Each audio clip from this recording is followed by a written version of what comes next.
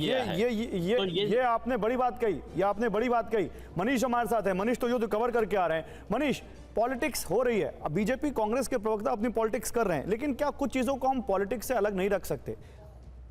देखिए, सबसे बड़ी बात यह है कि इसको एक लार्जर पिक्चर में तो जरूर देखा जाना चाहिए था। और आलोचना किस बात की हो रही है कि प्रधानमंत्री मोदी जब पुतिन के पास थे और उस समय रूस ने यूक्रेन में चाइल्ड हॉस्पिटल पर हमला किया। अब आप एक चीज देखिए, पहली बात तो यह है कि साल भर पहले बूचा नरसंहार हुआ था।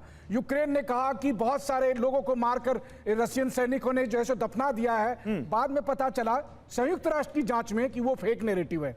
और देखिए, केवल भारत उस समय था जो इमोशन में बह के नहीं गया था, उसने संयम तौर पर उस समय भी प्रतिक्रिया दी थी और भारत की बात सच साबित हुई। दूसरी बात, उसी युद्ध में देखिए, प्रधानमंत्री मोदी जब G7 में गए तो जेलेंस्की से मिले, बाइडेन से वो मिल ही रहे थे, बाइडेन से कई बार उनकी बात हुई, फिर वो पुतिन से मिले। पता नहीं लोग क्या सोच रहे थे कि मोदी जी जब जाएंगे पुतिन से मिलने और उनके कनपट्टी पे बंदूक रख कर कहेंगे भाई एक काम कर, चलो सरेंडर करने के लिए। क्या दुनिया ये उम्मीद कर रही थी? मुझे लगता है कि डॉक्टर जयशंकर ने एक बात बहुत अच्छी कही थी, यूरोप को और पश्चिमी देशों को यह समझना चाहिए कि उनकी समस्या पूरी दुनिया की समस्या नहीं है। जब भारत और चीन के झंझट हुए थे तब यूरोप कहां था, तब अमेरिका कहां था? हम ये कह रहे हैं कि पुतिन को मोदी ने क्या नहीं कहा, क्यों नहीं कहा? जितना हो सकता था वो कहा। या तो फिर प्रधानमंत्री कहते कि भाई साहब मैं आपसे मिलने आया हूं, आप हमें तेल देते रहिए, हमें कोई फर्क नहीं पड़ता। लेकिन प्रधानमंत्री मोदी ने वहां पर वो बात कही जो कहना चाहिए था। उन्होंने कहा कि आप रण क्षेत्र में समाधान नहीं निकल सकता है और बातचीत के जरिए समाधान निकालिए। प्रधानमंत्री मोदी ने पुतिन के सामने बैठकर यह बात कही कि जब बच्चे मारे जाते हैं तो सबसे अधिक उस समय दर्द होता है, तो बच्चों के हॉस्पिटल को लेकर, वो भी तब जबकि अभी यह क्लियर नहीं है कि किसकी वजह से मारा गया, किसके मिसाइल से मारा गया। रूस कह रहा है कि यूक्रेन का मिसाइल था, यूक्रेन कह रहा है रूस का मिसाइल। देखिए, ये युद्ध क्षेत्र है, यहां पर बैठकर हम उसके आधार पर खुद अपने देश को, अपने प्रधानमंत्री को, और बात पिक एंड चूज की है, अगर बात पिक एंड चूज की है तो फिर हम उन्हीं चीजों को पिक करें जो हमारी लाइन को सूट करते हैं, उन चीजों को ना पिक करें जो हमारी लाइन को सूट नहीं करते। तो सवाल तो वहां भी है। मैं जल्दी से अपने पॉलिटिकल पैनलिस्ट के पास आ रहा हूं, लेकिन एक कमेंट मैं एम्बेसडर मल्होत्रा का भी लूंगा। एम्बेसडर मल्होत्रा, आप बताइए सर, ये जब हम जेलेंस्की के साथ पीएम को मिलते हुए देखते हैं हिरोशिमा समिट में, जब हम बाइडेन के साथ उनको कई बार देख चुके हैं, लेटेस्ट अभी हमने इटली में देखा, अभी हम पुतिन के साथ पीएम को मिलते हुए देखते हैं, ऑस्ट्रिया के चांसलर उनके साथ सेल्फी लेते हुए हम उनको देखते हैं। तो सर, ये क्या मैसेज देता है? क्या इंडिया एक ग्लोबल लीडर ऐसा बन चुका है जिसके ऊपर रशिया को भी भरोसा है, जिसके ऊपर अमेरिका को भी भरोसा है? चांसलर उनके साथ सेल्फी लेते हैं, उनको देखते हैं, तो सर ये क्या मैसेज देता है? क्या इंडिया एक ग्लोबल लीडर ऐसा बन चुका है जिसके ऊपर रशिया को भी भरोसा है, जिसके ऊपर अमेरिका को भी भरोसा है? बिल्कुल गौरव, देखिए बात बहुत क्या मुझे सुन पा रहे हैं? जी, मैं सुन पा रहा हूं सर, आप बोलिए। और अपने टीवी की वॉल्यूम या जो भी वॉल्यूम है सर उसको कम कर दीजिए, वरना वो डिस्टर्ब करेगी आपको।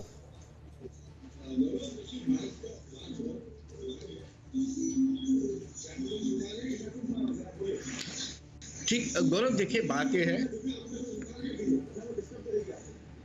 सर, आपकी आवाज रिपीट हो रही है, मैं आपको फिर से रिकनेक्ट करवाता हूं सर, कुछ दिक्कत आ रही है।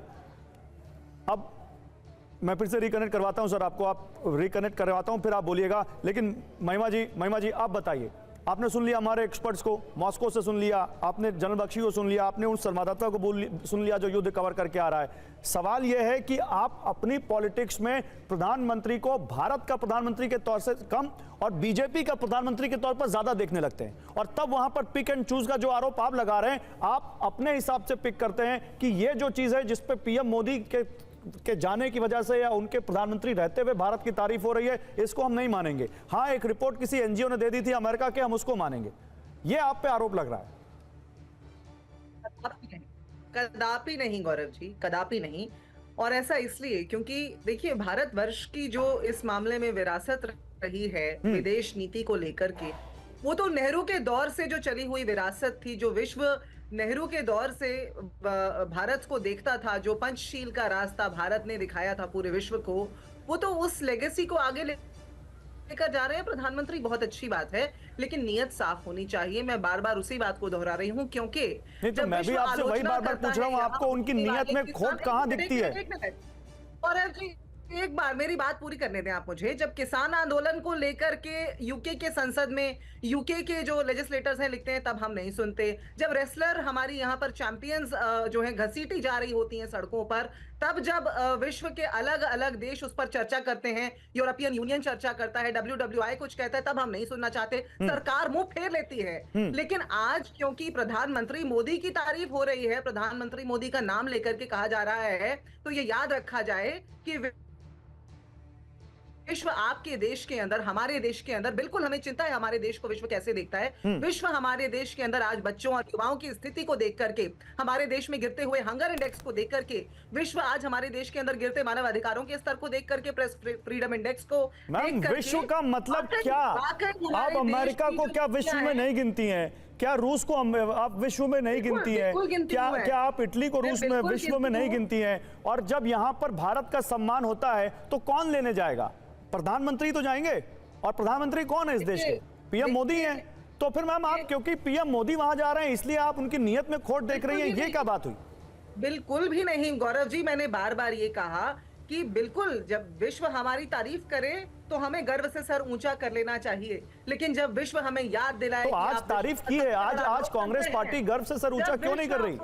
जब विश्व, क्योंकि ये सरकार जब विश्व याद दिलाता है, जब ऑस्ट्रेलिया की संसद में गोधरा पे बनी हुई डॉक्यूमेंट्री दिखाई जाती है प्रधानमंत्री के आने से पहले, तो ये देश, इस देश के मंत्री, इस देश की जो भाजपा की सरकार है, जो डबल इंजन का गर्व अपने सर पर उठाना चाहती है, पर महंगाई का, बेरोजगारी का, महिला अत्याचारों का कोई दारोमदार नहीं उठाना चाहती, उन सब बातों से